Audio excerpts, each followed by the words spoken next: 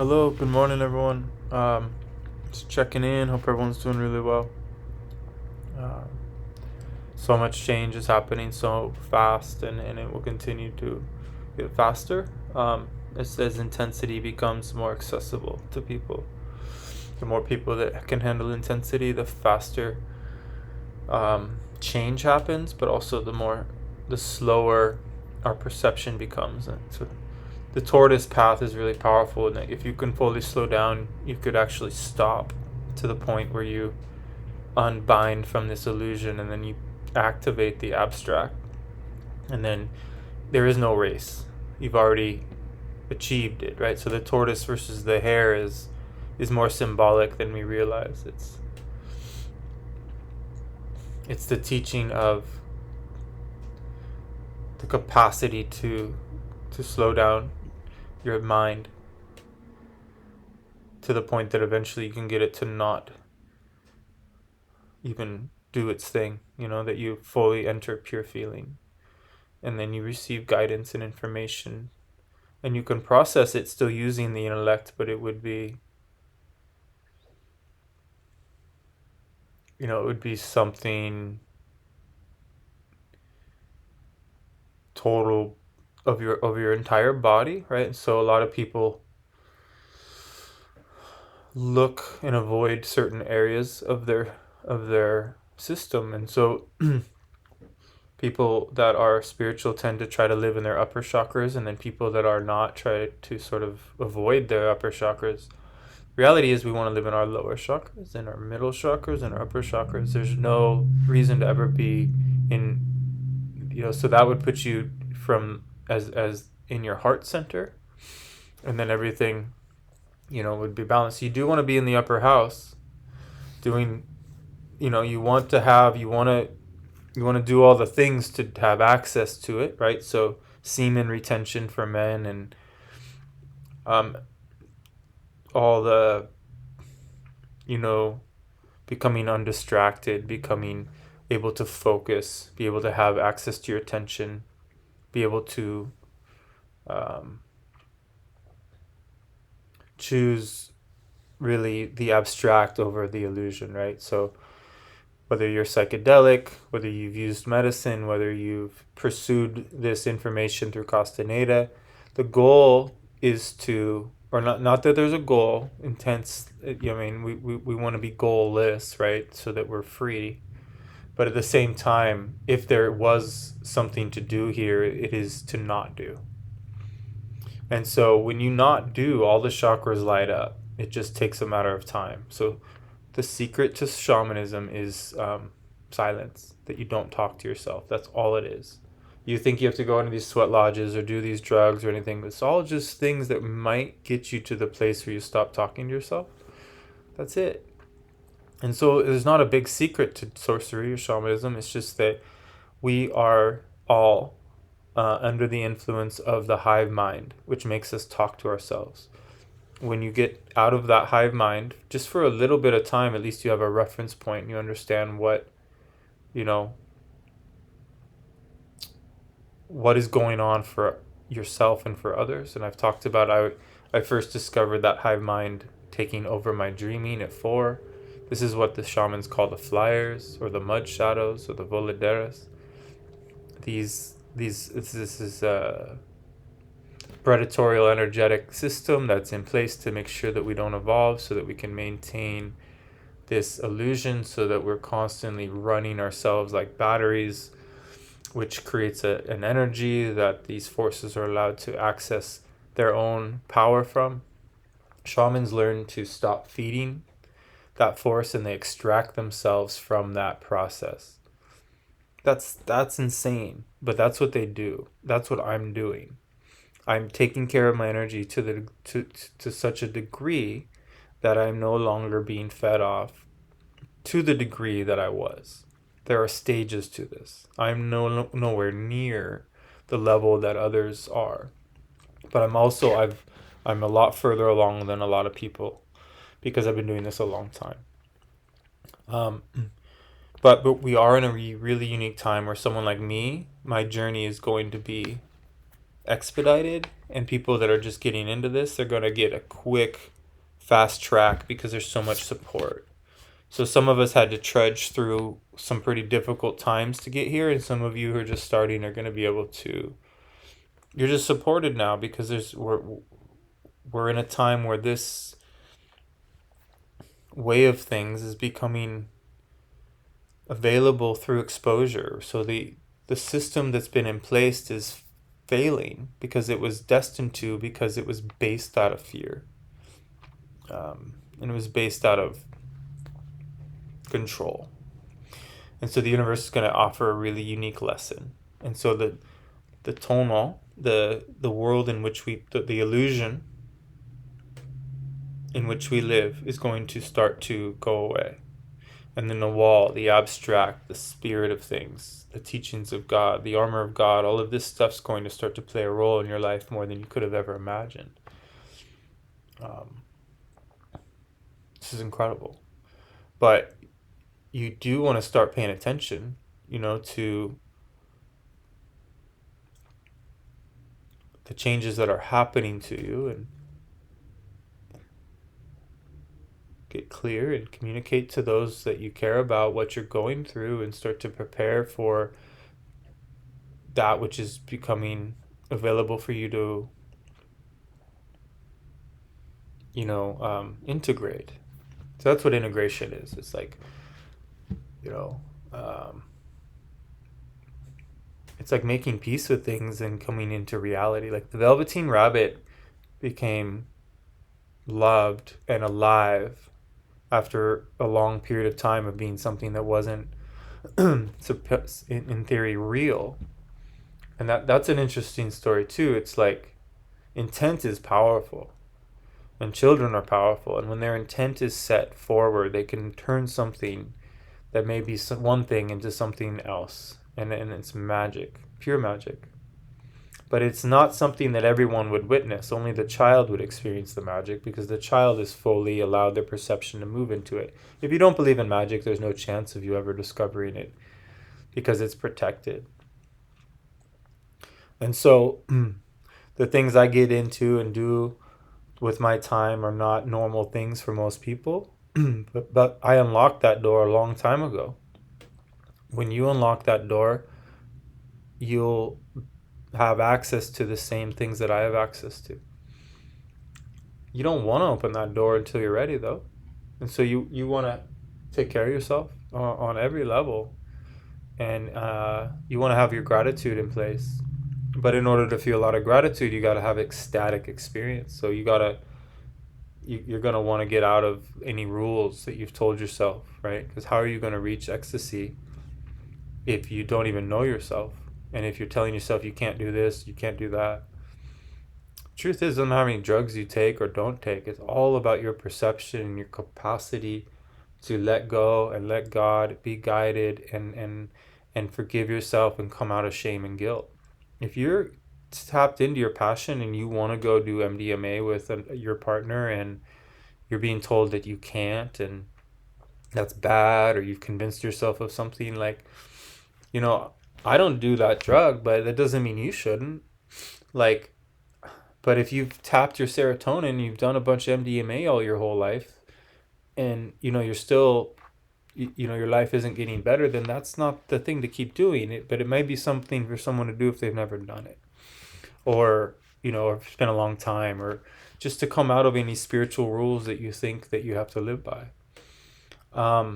But I am an advocate for microdosing and using the plant medicines that the Earth Mother has given us, especially mushrooms. Just they will teach you how to live, how to be.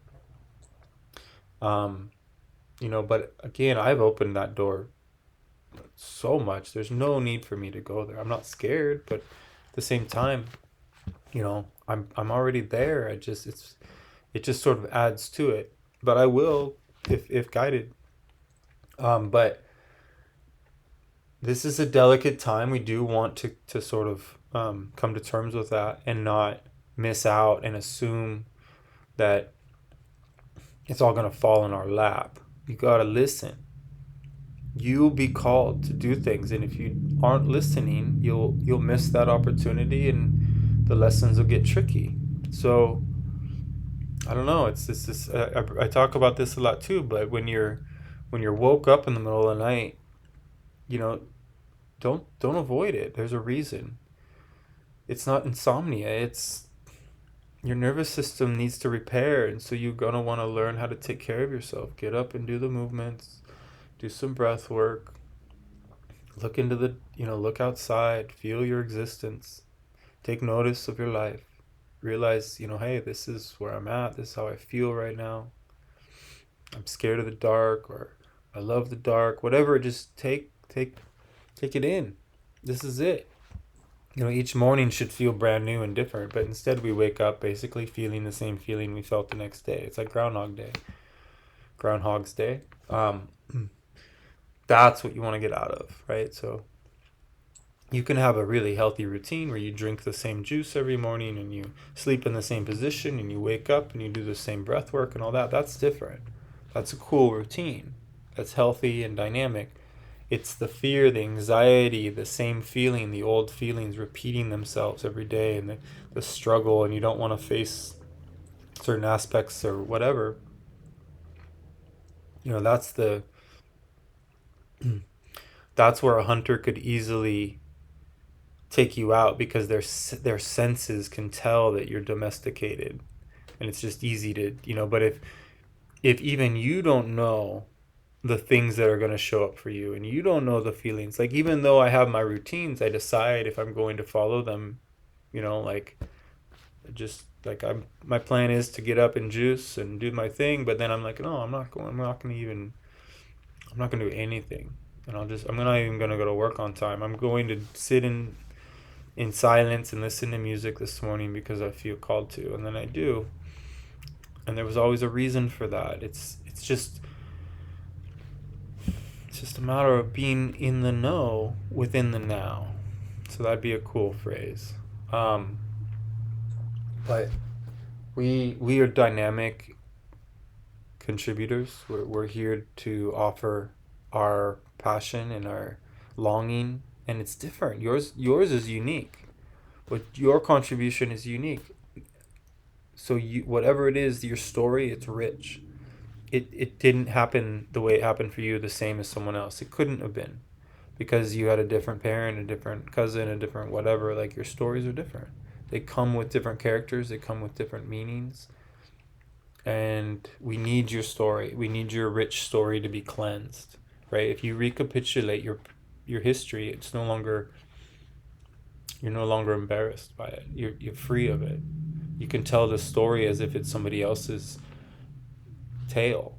You're just telling a novel, or telling us a biography, or an a biography instead of an autobiography. It's like you start to talk about yourself as if it's not you, because you're no longer that person. You've changed so much that you can clearly talk about, and even the most embarrassing details, and the lies, and the confusion you were in, and you can talk about it, and you're not at odds with it, because you've healed, you've released it. You've done enough shadow work to acknowledge that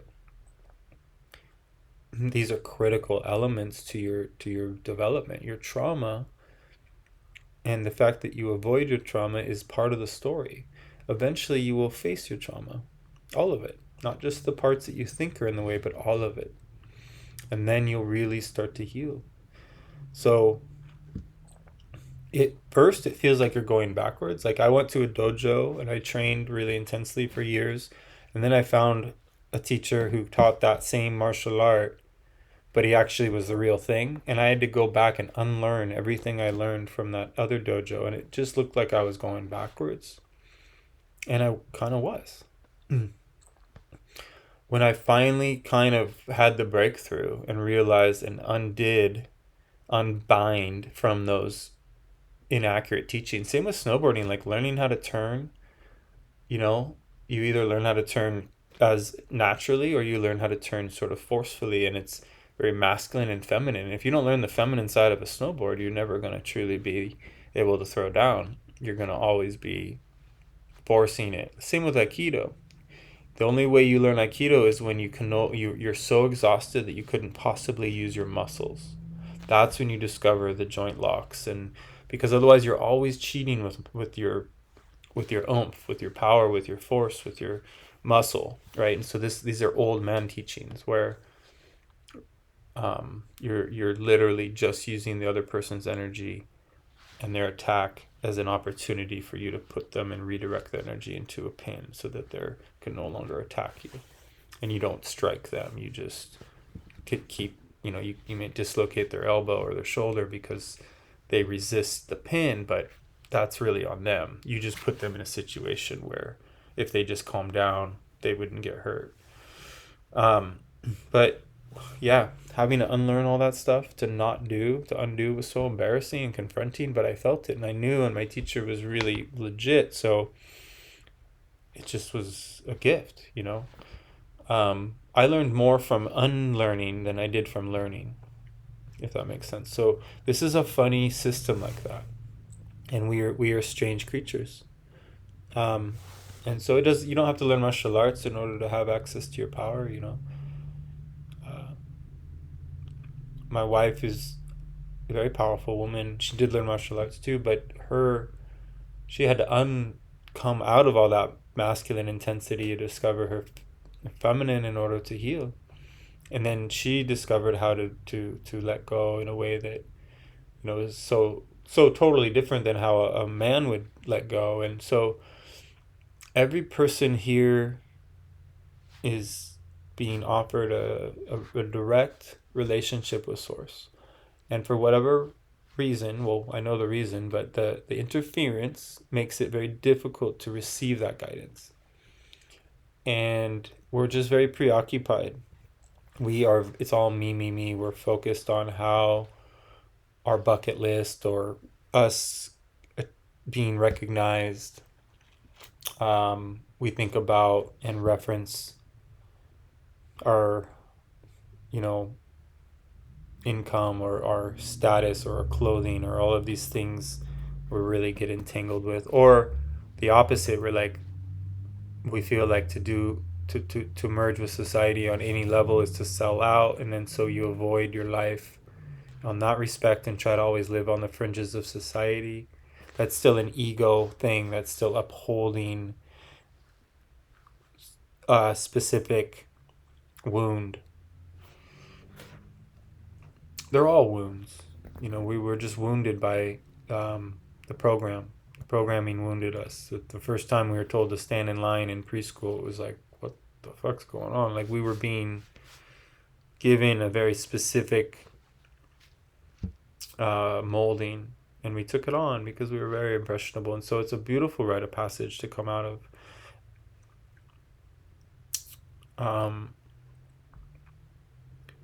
But in the intensity of teachers that can help you to see the unconsciousness is pretty key. It's good to be around folks that are challenging themselves and others in a joyful way. If somebody's just always trying to be right and prove everybody wrong and expose everybody and pointing out all their shit, that's not trying to bridge it. That's not trying to bridge hearts. That's trying to divide, and that's the program, is to divide us. So we want to heal from the programming so that we can see it for what it is, so that we can move beyond its basic formula. Like it's a formula within our system, and to lose the human form, which Toltecs talk about, is to fully extract yourself from that basic hypnosis. And you will no longer have the same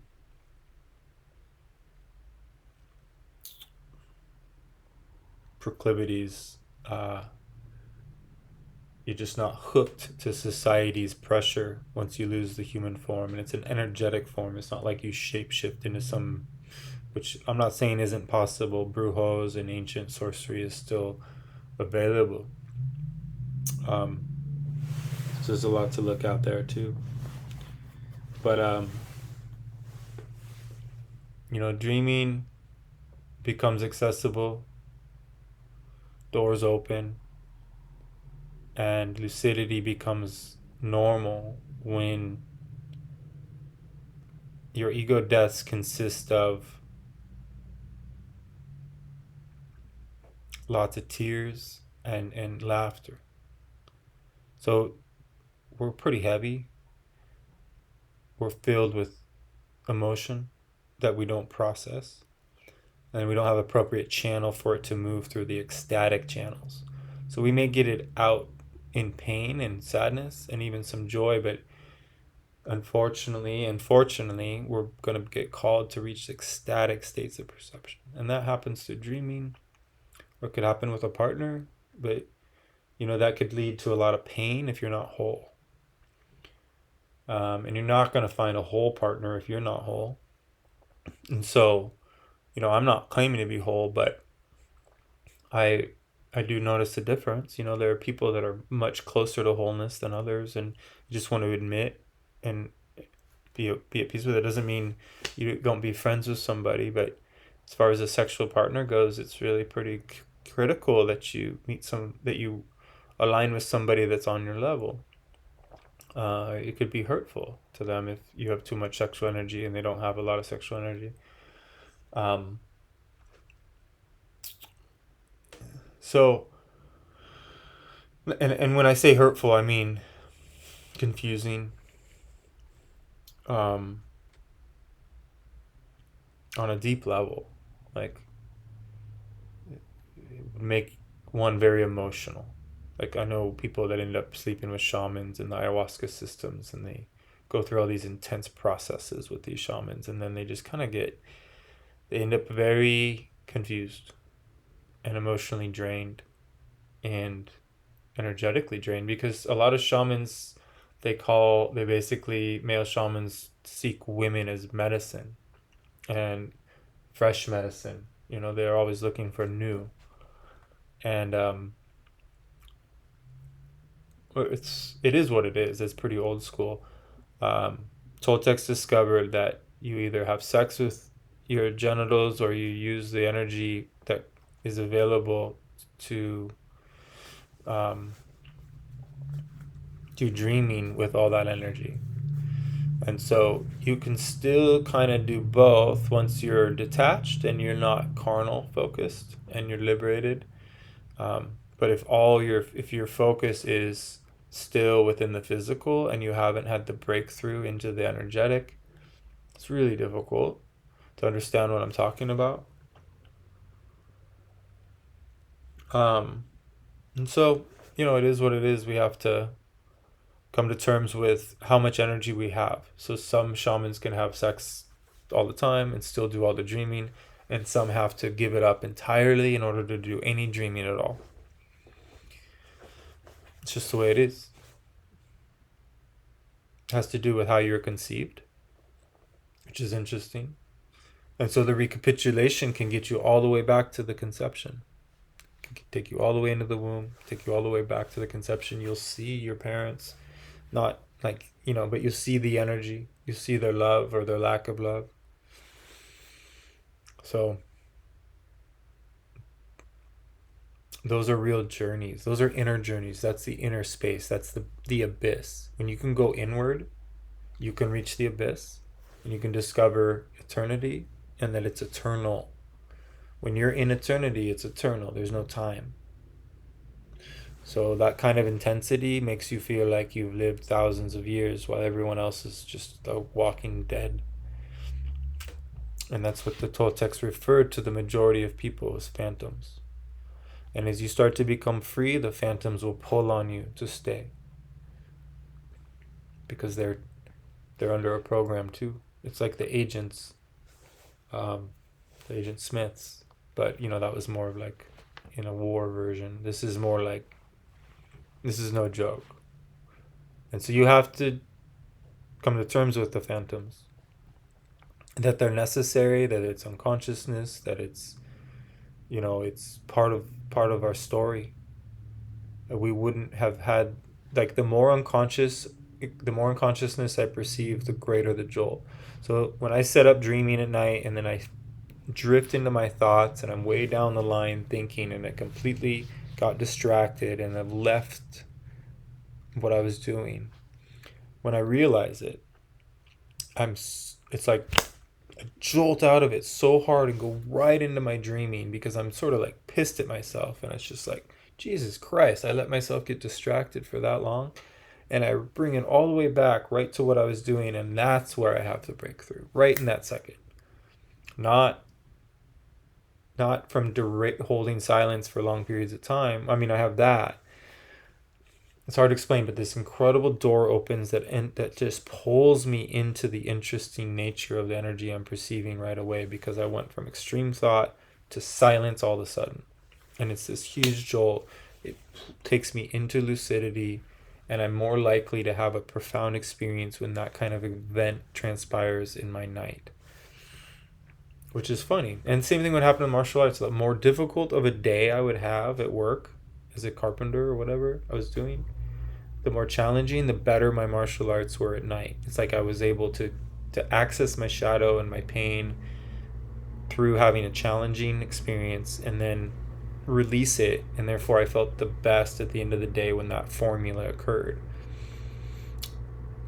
So that's the shadow work. It doesn't always it isn't always like that. Now I've reached a neutral zone more, so I don't really have bad days, but I also don't have extreme breakthroughs because of it.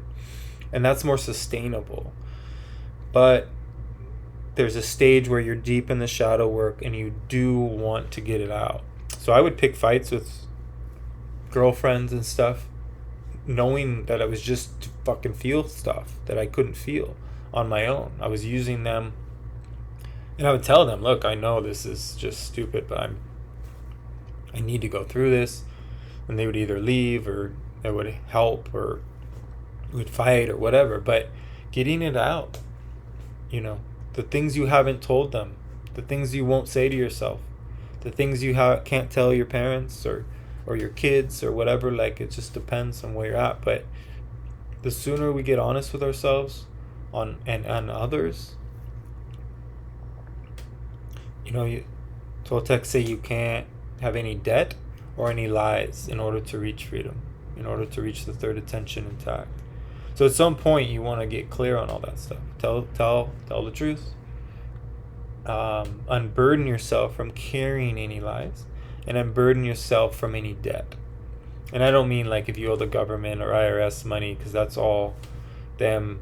All of that's illegal. In case you don't know.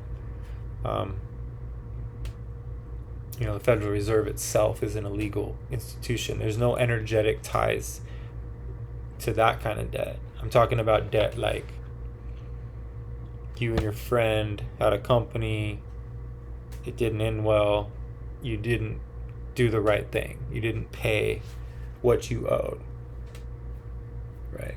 I have a lot of really unique people in my life that, for whatever reason, have let money get in between our friendship, and they owe me money and won't pay up.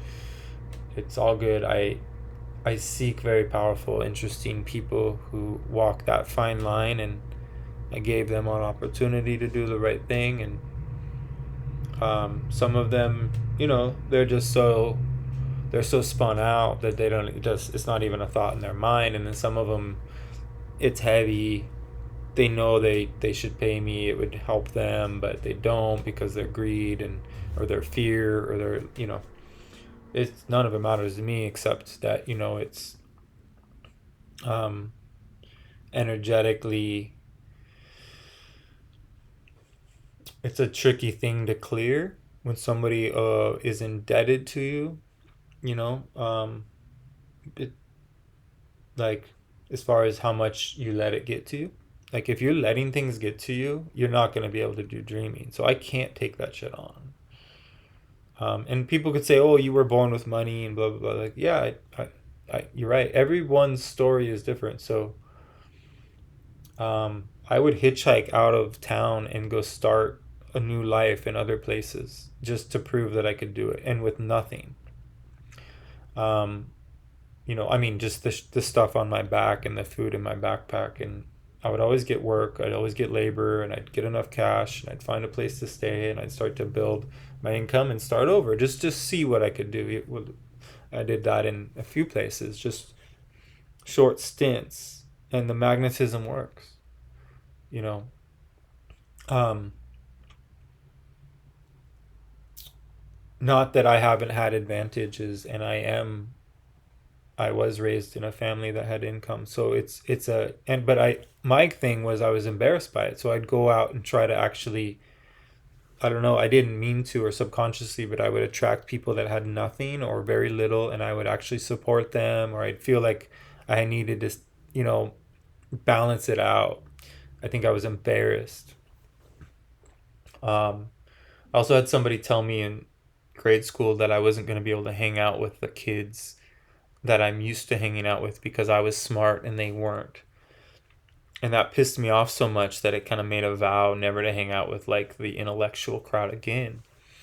And so I just went full on and, you know, was into the real alternative counterculture.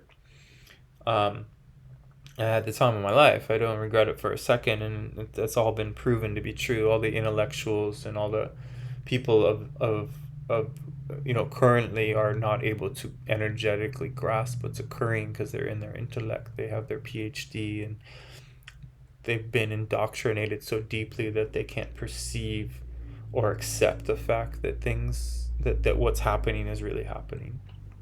And it's going to be really hard for them to wake up to that.